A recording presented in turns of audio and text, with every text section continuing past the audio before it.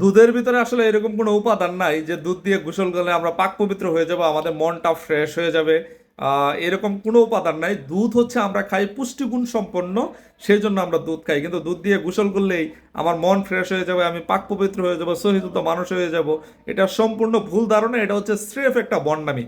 কালবেলা একটা নিউজ করেছে যে 25 বছরের সংসার ভেঙে দুধ দিয়ে গোসল করলেন লিটন। তো এই লিটন ভাইয়ের উদ্দেশ্যে আমি বলতে চাই যে ভাই, আসলে দুধের ভিতরে এরকম কোনো উপাদান নাই যে আপনি দুধ দিয়ে গোসল করলে একদম পাক পবিত্র মানুষ হয়ে যাবেন। এটা হচ্ছে স্রেফ একটা বন্ডামি, মামা ভাইরাল হওয়ার ধান্দা।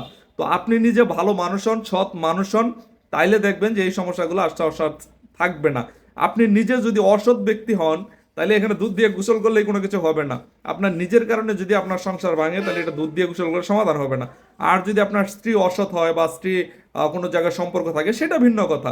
বা এগুলা বন্ডামি বাদ দিয়ে নিজে সৎ হওয়ার চেষ্টা করেন, ভালো মানুষ হওয়ার চেষ্টা করেন, তাইলে আর এই 25 বছরের সংসার ভাঙতে হবে না।